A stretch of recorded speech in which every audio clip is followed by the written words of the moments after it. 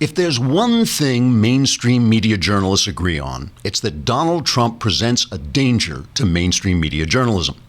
A Google search of the words "Trump is a danger to journalism" produces over 500,000 articles, including a series in the LA Times on the, quote, unique danger Trump poses to journalism, a CNN editorial on Trump's, quote, dangerous war on journalism, a New York Times article on Trump's, quote, dangerous attacks on the press. And that's as far as I got before I was distracted by a sidebar about embarrassing things that happened to cheerleaders. But let's take a closer look at the whole Trump journalism thing. During the administration of Barack Pajama, whatever his name was, it's hard to remember now that his legacy is a smoking pile of ash on the smoking ash heap of the history of smoking ashes. But during the last administration, President What's-His-Face tried to prosecute a journalist for espionage. He wiretapped the Associated Press, stonewalled Freedom of Information Act requests, bullied and berated journalistic outlets over critical stories, and caused even CNN's Brian Stelter to call the Osama White House the, quote, least transparent ever. After which Stelter stole a pair of the then president's underpants to keep as a cherished souvenir. So after 8 years of abuse from President Bahama, why does President Trump present such a unique danger to journalists? The president of CNN, a major Democrat donor, expressed his fears in an opinion column for the Daily Worker, writing, quote, Trump has ceaselessly attacked the media as biased toward Democrats, which has interfered with the public's constitutional right to know how the Nazis in the Republican Party are causing large numbers of poor minority children to starve in the streets while Republicans laugh over the champagne and roast suckling pig dinner they serve at their whites-only golf clubs. Clearly, Trump's relentless attacks on press freedom are chilling to our attempts to destroy him, unquote. ABC's chief political correspondent and former Clinton campaign hack George Sokolopoulos, in a speech before the Association of Journalistic Deception, said, quote, personally, I find the Trump administration's constant drumbeat of fake news, fake news, fake news very distracting when I'm busy trying to make up the news.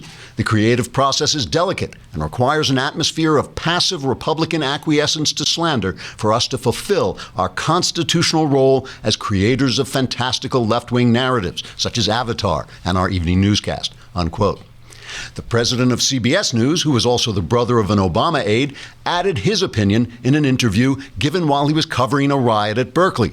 Quote, Trump must be silenced or there can be no free speech, unquote. At least I think that's what he said. It was hard to hear him through the balaclava. So I think it's now clear why Donald Trump presents a danger to mainstream journalism. Not enough of a danger to get them to stop lying. Trigger warning, I'm Andrew Klavan, and this is The Andrew Klavan Show. I feel hunky-dunky, life is tickety-boo. Birds are winging, also singing hunky-dunky-doo. Ship-shape, dipsy-topsy, the world is zippity-zing. It's a wonderful day, hurrah, hooray! It makes me want to sing. Oh, hurrah, hooray! Oh, hooray, hurrah! It is Tuesday, and all the people of the earth know what that means. It means tomorrow is Mailbag Day. So subscribe. Here's what you have to do. Here are the steps. Subscribe to thedailywire.com. Send in your lousy $8. And then you get to ask any question you want. Ask the question that is hampering your life from being everything it could possibly be. I will then answer that question, and life will blossom like a beautiful lotus flower.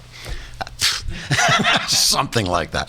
Anyway, today, however, we have syndicated columnist Mona Charen, one of the nicest people in the conservative movement. And I wanted to bring her on because she's a never-Trumper, and I wanted to find out where a person of integrity and intelligence stands. And since we don't have any people like that here, we had to bring someone in from outside. All right, so I just want to look at the news. Oh, before I do that, I have to talk about stamps.com. I almost forgot because we love the post office. We are this is the one part of the government that actually works, the post office. It actually does work. People complain about it, but when you think of the amount of mail they handle and how often it arrives on time and where it's supposed to, unbroken and all that stuff. They really do a great job. The only problem is standing on line at the post office for days and days on end until slowly you starve to death and you're just a little kind of pile of bones on a post office line. That doesn't work for me, So that's why you use Stamps.com, because Stamps.com essentially brings the glory of the post office right into your computer. Anything you can do at the post office, pretty much, you can do with Stamps.com. You can mail any kind of package, postcard, letter you want, just a click of the button. It's so convenient, so easy. It brings all the services of the Postal Service to your fingertips. You can buy and print official U.S. postage for any letter, any package, any class of mail using your own computer printer. It's really cool. You just put the envelope into your printer and it prints the stamp onto the envelope. It's very easy. They'll send you a digital scale so you can calculate exactly how much postage you need, and it will even help you to decide what class of mail you should use so your stuff gets there when it should. Right now, you too can enjoy the Stamps service with a special offer that includes a 4-week trial plus postage and a digital scale without long-term commitments. Go to Stamps.com, click on the microphone at the top of the homepage and type in Klavan, Klavan, Stamps.com, enter Klavan. Stamps.com. You never have to go to the post office again. Avoid being a pile of bones online at the post office. All right, I want to look at this story that happened yesterday, just to show you how the media creates fake news. I mean, you could watch every single step of it. The New York Times this morning had an op-ed in reaction to the French election, right? It's by David Leonhardt. He was filling in for David Brooks. And it was called A French Lesson for the American Media. Now, during the French election, Macron's emails were hacked, right? And the French press essentially just did not cover it. So here he writes, the hacked emails from Emmanuel Macron's French campaign appear to be spectacularly mundane, according to people who have read them. So he doesn't know, but according to people who have read them, they're mundane. They include briefings on issues, personal exchanges, and discussions of the weather. No doubt they also include some embarrassing thoughts, but so far they are notably lacking in scandal. Does this description remind you of anything? Yes. Last year, Russian agents stole thousands of emails from Hillary Clinton's campaign and published them via WikiLeaks. The dominant feature of the emails, according to David Leonhardt, was their ordinariness.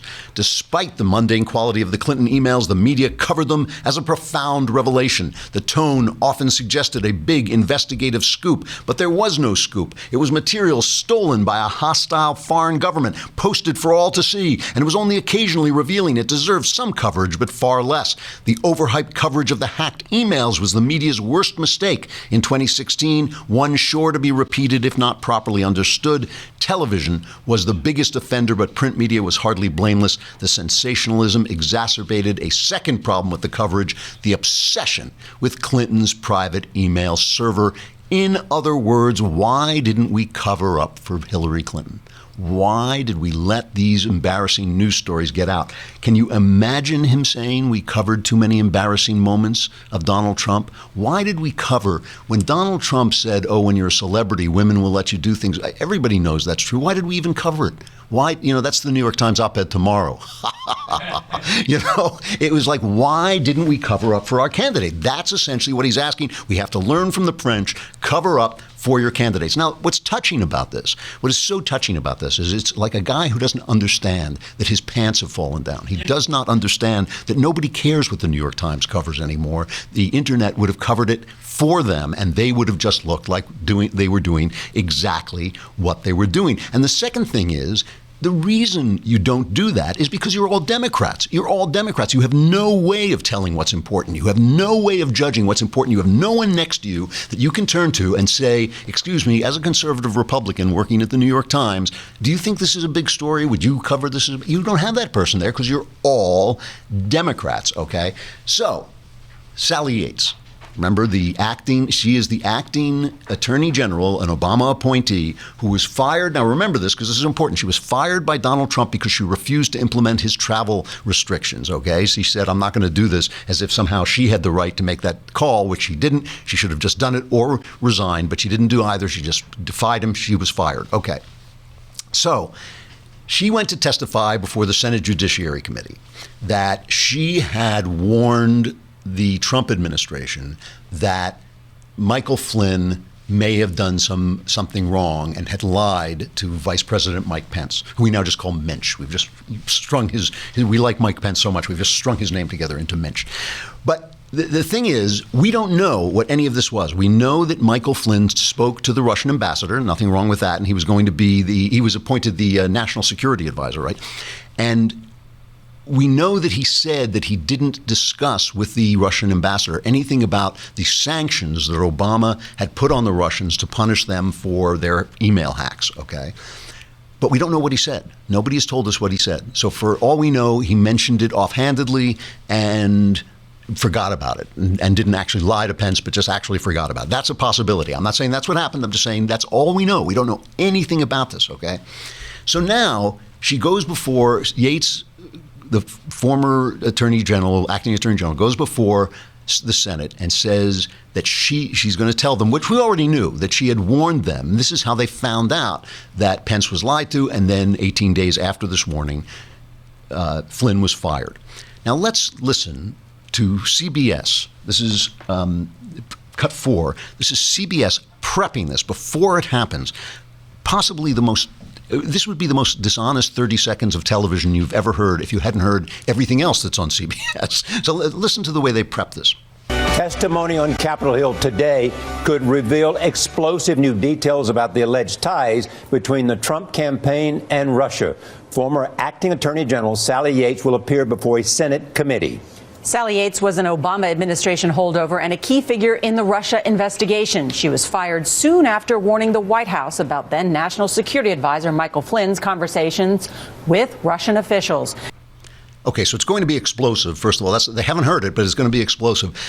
But listen to what she said. She said she was fired shortly after warning the Trump administration about Michael Flynn. She was fired shortly. I mean, the suggestion, it's a clear suggestion that she was fired for warning them about Michael Flynn, which is just an outright lie. Okay, so this is CBS. This is a big, big network, right? So now Trump tries to turn the tide using his favorite thing, which is Twitter. And he says, ask Sally Yates under oath if she knows how classified information got into the newspapers soon after she explained it to the White House counsel. Now, this is the only crime that we know has been committed. The only crime that we know has been committed is the leaking of Michael Flynn's name off what was supposed to be a redacted communication with the Russian ambassador, right? That was supposed to be masked. They unmasked Michael Flynn's name and then leaked it to the Washington Post. They leaked this story to the Washington Post. That's the only crime. It's a federal crime. It's the only crime that we know has been committed. So Trump, fighting back against this kind of dishonesty. Oh, he fired Sally Yates because she warned him about this. Tweets this. Here's CNN covering the tweet. This is what CNN thinks about this tweet. He's the President of the United States, and the former acting Attorney General is about to testify under oath before the United States Congress. And you tweet, ask Sally Yates under oath if she knows how classified information got into the newspapers soon after she explained it to the White House counsel. I started before I got covering politics all the time. I used to cover the courts a lot. A lawyer would call that witness intimidation. Completely. From the President of the United States. Look, I think that we have all been kind of desensitized in some way to his tweets and to his statements that are so out of the norm. This is beyond out of the norm. This is inappropriate. For the President of the United States to be this aggressive with somebody who used to work for him, who's coming before the United States Congress in sworn testimony hours later, is beyond the pale. It just is. And we saw this. We've seen this in the Comey hearings. We've seen this in other hearings. The White House can send word up to its Republican friends on Capitol Hill, make sure you push her on this, make sure you push her on that. That's the way it always happens. To go public like this is striking. It's witness intimidation, like a gangster. The man is like a gangster. He's like a witness. He's like Joe Pesci. He's intimidating the witnesses. He's not intimidating her. He's fighting back against you guys, against John King and Dana Bash and the people over at CBS. He's fighting back against you. He's not trying to do anything to her. He's just trying to get around you because you lie, because you're all Democrats. I mean, it's just, they don't see, they really don't see what's right in front of them. All right, so now Yates takes the stand and she testifies. So let's have a cut of her. We were concerned that the American people had been misled about the underlying conduct and what General Flynn had done. And additionally, that we weren't the only ones that knew all of this. that the Russians also knew about what General Flynn had done, and the Russians also knew that General Flynn had misled the vice president and others. Because in the media accounts, it was clear from the vice president and others that they were repeating what General Flynn had told them, and that this was a problem because not only did we believe that the Russians knew this, but that they likely had proof of this information. And that created a compromise situation, a situation where the national security advisor essentially could be blackmailed by the Russians. So, first of all, she's very attractive, very calm. She handled herself beautifully. She has a lovely accent. She has a great Southern accent. You're looking at a future senatorial candidate. In fact, with the state that the Democrats are in, she could be their future presidential candidate because they haven't got anybody else. I mean, the best thing about her for the Democrats is that she's not 112 years old, and she actually doesn't have the shrill voice of most Democrat women. So she's like, she did a good job. But all she's saying is, I warned them. Mike Pence didn't lie when he went forward and said that Flynn hadn't spoken to the Russian ambassador about the sanctions. He had been lied to. He had been misled. Well, he had been misled. We don't even know that he had lied to. But remember, we do not know what Flynn said. We just don't know. So now the Republicans bring up this other issue, the issue of the one crime that we know was committed, the one crime which was the exposing of Flynn's name to the Washington Post. And listen, we're going to stay on Facebook and YouTube because we want you to hear Mona Charen today talking about where Never Trump stands at this point. But that shouldn't stop you from coming over to thedailywire.com, where if you subscribe, you can be in the mailbag and we'll answer all your questions, change your life, possibly even for the better.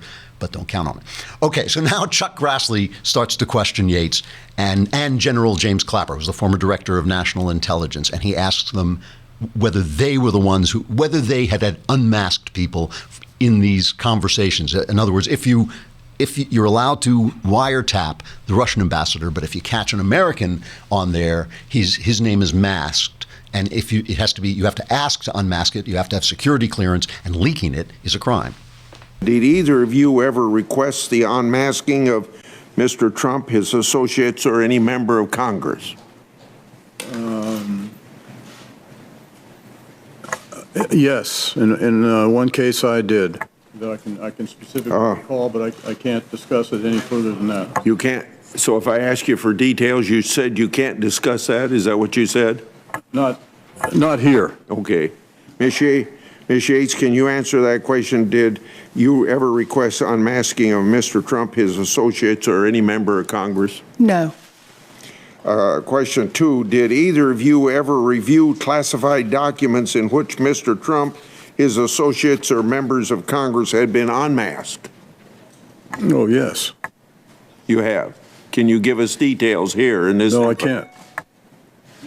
Ms. Yates, have you? Yes, I have, and no, I can't give you details. Okay, so this is not a big news day. I understand why this is a lead story. But if you're a reporter, a fair reporter, isn't the lead story that Yates testifies how she warned Trump and they don't get any new information about who unmasked these names? She refused to talk about who unmasked these names. That seemed to me part of the story.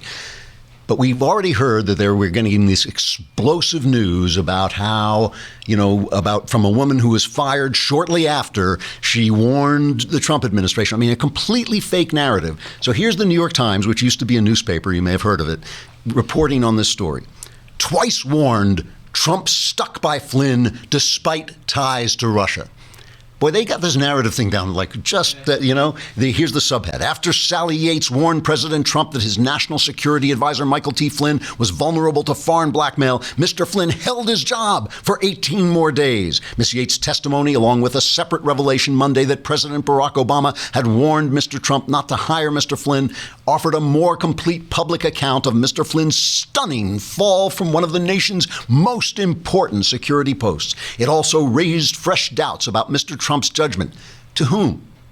In whose mind did it raise fresh doubt? That's just like a loose phrase that's just out there. His judgment in keeping Mr. Flynn in place despite serious Justice Department concerns. Now let's just, I got to unpack that just for a minute.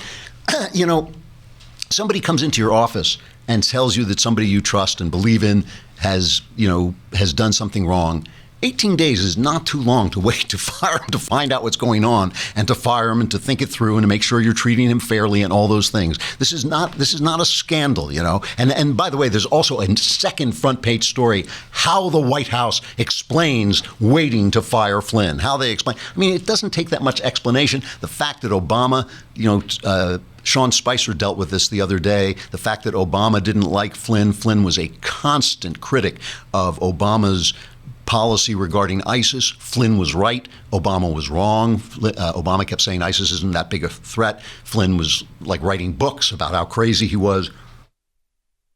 No big surprise that Obama didn't like it.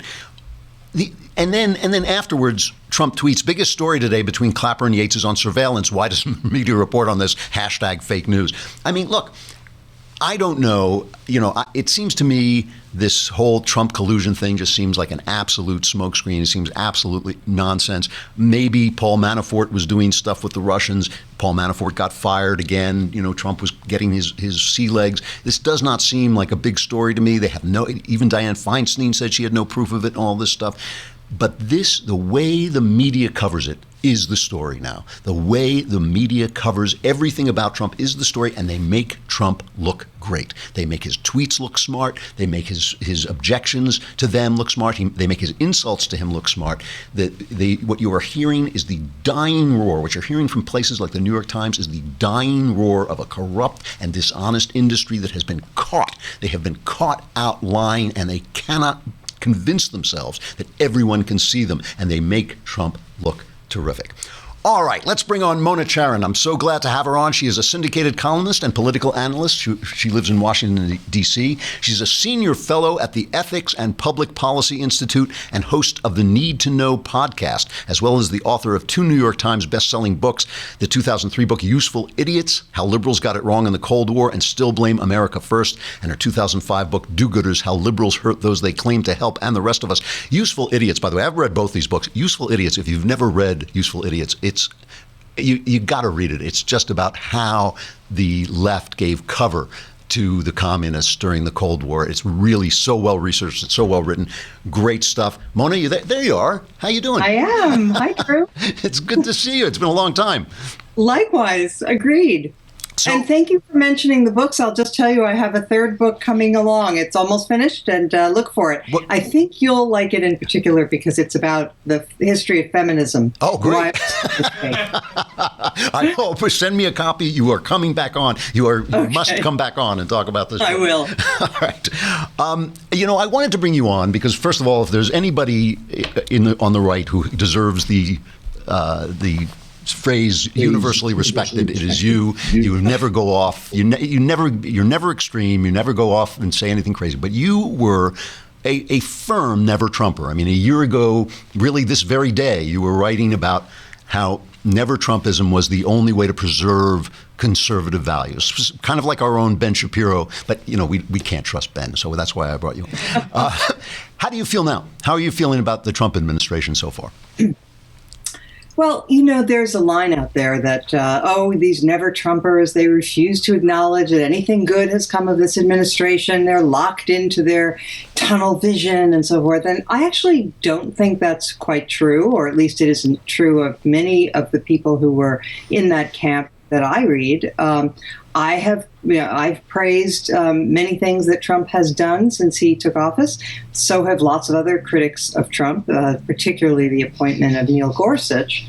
But there has also been a corresponding tendency that you don't see talked about that much, which is among conservatives who argued that, they were just holding their noses and voting for Trump because the alternative was Hillary and it was really just agonizing. But after all, we had to choose one or the other. So very reluctantly, we choose Trump. Now you see a lot of those people sort of becoming Trump, as Bret Stephens put it, Trump explainers, becoming willing to justify and back anything that he does. And so I resist both of those extremes, if you will, not to sound too Barack Obama-y, he always claimed that. Yeah, there's always a third way, right? The middle ground, but But I do think that that the Trump administration still represents a threat to many things that I hold dear as a conservative. And if you like, I would like to propose an agenda that would be populist / conservative, although I resist the term populism completely. But where I think conservatives can remember their roots and possibly make connections with Trump and Trumpism, if there even is such a thing. And it would be this. I mean, let's look at the ways in which, as a government, because there are cultural things that are going on that are arguably a lot more important than what the government does, but government is not unimportant. If I were looking for a conservative agenda and an agenda that sincere conservatives would be advocating with Trump, it would be looking through the entire federal government and picking out anything that discourages marriage, that discourages work, that discourages savings and investment. Those should be our goals, because that is what has arguably held us back and arguably undermines the traits, the character traits, that are crucial for a self-governing democracy. But Trump, I mean, my reaction to Trump, and I'm sort of one of the people who probably would be accused of explaining Trump, having truly held my nose and voted for him because I thought Hillary was a genuine threat to the American experiment. When I accepted that Trump was basically a constitutional Democrat, like in his heart, I think he's kind of a Democrat, but the stuff that has happened, Gorsuch, the new slate of 10 judges he's proposed for the appellate courts, the rollback of regulations, things I never thought I'd live to see, basically. I've been kind of delighted with some of the things that's happening. Not all of them. But if George W. Bush had done as much as Trump had done, didn't we in fact gloss over some of George W. Bush's left-leaning mistakes and his overweening, foreign policy? We all have a tendency to be tribal. We all have a tendency to want to defend our own side and attack the opposition. That's natural, and you can't really eliminate it entirely from the human heart. But you can attempt, at least, to be fair-minded. And I get the sense among many people that that has been thrown out the window, that there is no interest in fair-mindedness and being faithful to the truth as you see it. Instead, all that seem, well, not all, but there is a definite flavor on the right of wanting just to put a stick in the eye of the opposition and watch them scream in pain. And if that happens, that makes our side happy. I find that you're kind of happy, Mona. I got to admit. but go ahead. So in the long run, I don't think that's the best. Look, obviously there are certain things that I celebrate with you and Gorsuch and the court nominees. It's very, very important, but it's not the only thing. And people should not feel shy about speaking up when this president does things like say, this so-called judge has issued a ruling. Now, admittedly, he followed the law, so that's great and quite reassuring, I might add. But when he lies, when he says, I'm going to release my tax returns and then doesn't, when there's evidence of really the kind of corruption which, let's face it, if it had been Chelsea Clinton over in China, as we saw Jared Kushner recently, selling visas to come to the United States for $500,000 contributions to his business. Imagine if Chelsea Clinton had done that, what people on our side would be saying. And so my plea is, don't become someone who just is blinded to your own side's faults and says, I'm going to overlook that and be, hypocritical. I think we should try to be straight and honest and call them out when they do really shameful things. That selling of visas, hard to imagine that how anyone could even begin to justify that. And what to your mind right now as we sit here, let's talk about it politically for a minute. What is the worst thing about the Trump administration as it's unfolding?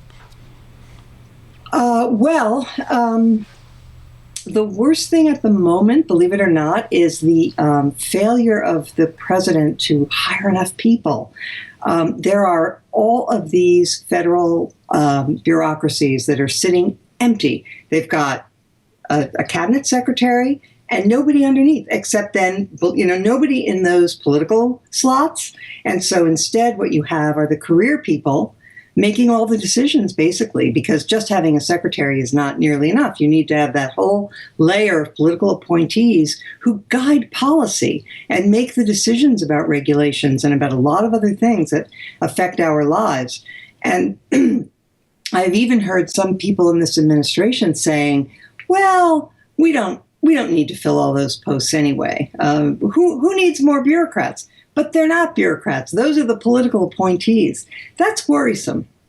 It's funny. It is worrisome, and I understand that. But The Guardian, a left-wing newspaper, did point out that if Trump were actually the fascist authoritarian that they feared he would be, the first thing he would have done was taken control of the machinery of government, and he hasn't even done that. No, there's that old saying, that if you're given a choice between two interpretations, one of which is conspiracy and the other is incompetence, go for incompetence every time. And so I think that's certainly the case here. But I'm concerned about the fact that he hasn't filled these positions, and therefore reversing some of the damage that Obama did, it may not happen. I mean, you only have so much time once you've been elected. The clock is ticking, and political opportunities, if not used, will be squandered. So I'm concerned about that. I'm also deeply, deeply concerned about the moral tone that this president sets and what it says about our side. When he says, in response to a question about Putin and Putin killing people, oh, what, you think we don't kill people? You think we're so innocent? That was the worst. That, to me, has been the lowest point of the administration so far. Yeah. Yes. Yeah. Just horrifying. It undermines our moral standing, and I think it corrupts our understanding of what America is in the world. Yeah. And it shows such a little appreciation on the part of our president for the country he is fortunate to lead. It was a dumb thing to say, and I said so at the time, and I agree. But let me, my last question, I want to push back from this other point of view, and this is the thing that has kind of been guiding me. I really do feel that the left has, the Democrats, not just the left, it would be one thing if it were just the left, but it's the Democrats, have lost the plot of American freedom. That when I look at the things that, for instance, Justice Breyer writes about the First Amendment and how it's not there to protect the speech of individuals, and how this whole corporate idea they have that it's there to create an atmosphere for democracy. These guys no longer believe in free speech. They no longer believe in gun rights. They really, I was reading a piece in the New Yorker, that Adam Gopnik piece, maybe the entire American Revolution was a mistake. I think that's where they're all headed. And it does seem to me that Trump, for all his flaws, and I certainly admit he has flaws, has put a doorstop in that movement. And I think that there's something to celebrate there, along with his big mouth and his occasionally ignorant statements. Can I get any hallelujah for that, or is it too happy? Well, I think, look, that struggle between their understanding of what it means to be an American and ours is going to continue with or without Trump. And I think that my own view is that Trump actually impedes that fight rather than helps us for a whole variety of reasons, some of which have to do with the quote that I just gave you.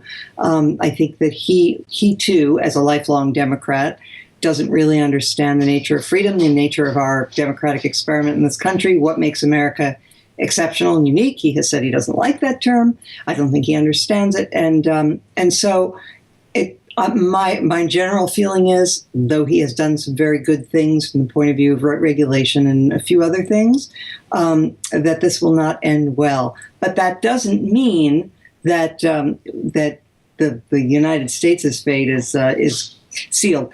I hope that more and more people will see the logic of our arguments. I hope we'll make them in a way that doesn't repel people. I'm really disturbed by how polarized we've become. maybe I'm nuts, but I still believe in persuasion. I still think there's a chance for bridge building and trying to find common ground, even though they drive us crazy. I still think it's worth the effort. You know, I knew bringing you on would be a tonic, because you really do address these in a calm way, address these issues in a calm way. It's great talk. It's always great to see you. Where can people find your stuff? Okay, so they can read me on nationalreview.com. They can look up my columns as well as my podcasts on ricochet.com. And in just about a year, maybe less, I have a new book coming out, as I mentioned, about the feminist mistake. Oh, wow. I love it. Well, I'll definitely have you back on then, if not before. It's great to see you, Mona. Thank you very much for coming on. Same to you, Drew. Thank you so much. Bye-bye. Mona Charen, really, really nice, incredibly nice person, but also just an incredibly sane person, which, as we know in politics, is really difficult to find. All right, stuff I like. So this week I wanted to take a look at some Bible verses and how they resonate in the culture and in pop culture, just in ordinary things, because so much of who we are and what we think and how we even imagine our lives comes from the Bible. And this is one of my favorite Bible sections. I shouldn't call it a verse. It's one of my favorite Bible stories. It is the story of Moses discovering the burning bush, and in some ways, with the Abraham's sacrifice of Isaac, non-sacrifice of Isaac, is the kind of formation of this people, the reformation of this people after their slavery in Egypt. And of course, the Hebrews are enslaved in Egypt because they made the mistake of going for the Pharaoh's socialism. The Pharaoh was collecting everybody's grain and then distributing it during the famine. And the Hebrews unfortunately fell for that and they became slaves. And Moses has escaped from Egypt, and he is acting as a shepherd, and the angel of the Lord appeared to him in a flame of fire out of the midst of a bush. He looked, and behold, the bush was burning, yet it was not consumed. And Moses said, I will turn aside to see this great sight, why the bush is not burned. Now God says, I have heard my people. I've heard that they're in trouble. We're going to get them out of there. I'm going to send you down in to free the people.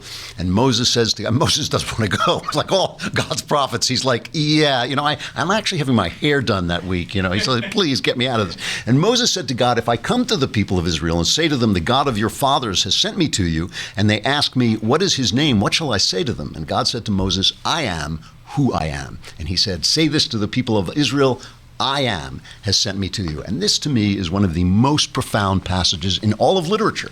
In all of literature, this is one of the most profound passages because it shows you this image, this wonderful, wonderful image. I mean, if it weren't God writing the story, you would think, like, who thinks of things like this? But the answer is God. And it is a bush, which is, of course, a symbol of fruition, of fruitfulness, of growth, of nature, on fire, which is, of course, a symbol of destruction, in eternal coexistence, right? The bush is burning, but it's never consumed. So we've seen the entire system of nature, this apparently random system of nature, of things growing and things dying, of things coming to fruition and things being destroyed. And yet, out of this apparently random and endless and unteleological, a system without an end, without a purpose, out comes a voice that says, I am, okay? And to me, this is an act of faith and trust. And it's not faith and trust for Moses because he's hearing it, but for the rest of us, it is an act of faith and trust that this incredible, seemingly random system of nature and its destruction and its creation has a personality. It is the expression, I shouldn't say it has a personality, it is the expression and the emanation of a personality, a God who has a purpose and has a viewpoint. He has a people. He wants the people to be free. He wants people to act so that people can be free. And he is speaking out of his being. I am. This thing that you see in front of you, this seemingly random thing that you see in front of you, is the expression of a person. Right? When I say a person, I don't mean a human being. I mean a personality, somebody who has a nature that we can relate to, that we can speak with, that we can connect to, and that we can understand, and we can act on whose behalf we can act. And there are two ways of looking at life. One is that it is this random series of events. We are thrown out here in a world of death and life. We're born, we live, we die, we disappear. And there is this other system that all of this, all that we see in its apparent randomness, is the expression of a personality in whose image we are made and whom we can relate to. And, you know, I don't have time to talk about this today, but it is in some ways the difference between Shakespeare's two great late plays. One is, of course, King Lear, and the other is, The Tempest. And these are almost the same play about a guy and his daughters. One guy has one daughter and one guy has three daughters. But one is an expression of this random tragedy, this utter tragedy. It ends with King Lear, his famous line, howl, howl, howl, howl, just absolutely an expression of grief. Whereas the expression of Prospero, as he gives away his creative powers and lets his daughter free, is the expression of the end of a comedy, of more marriage, more life.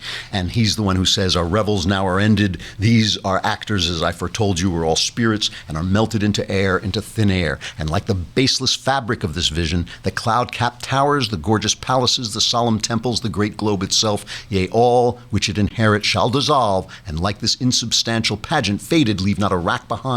We are such stuff as dreams are made on, and our little life is rounded with a sleep. And of course, in one sense, that talks about life as kind of an illusion, the same illusion as the theater, but the theater is written by somebody and dreams have a dreamer. And so he's really talking about a kind of order, that our life is grass, we come, we go, and yet there is something bigger that is guiding his life. And Prospero's fatherhood is filled with value and authority and understanding in a way King Lear simply is not.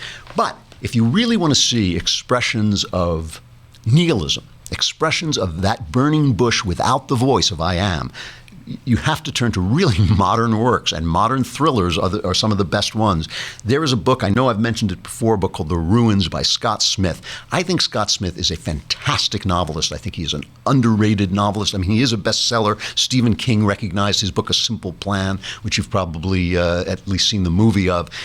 One of the most unfortunate things about Scott Smith is he spends his time in Hollywood writing bad movies of his wonderful books. And if you read The Ruins, it is a pure expression of absolute randomness in nature. It is nature is here. It doesn't care about you. It doesn't care about your love. It doesn't care about your life. It doesn't care about anything about you. It just is here to devour you. That's what it's here for.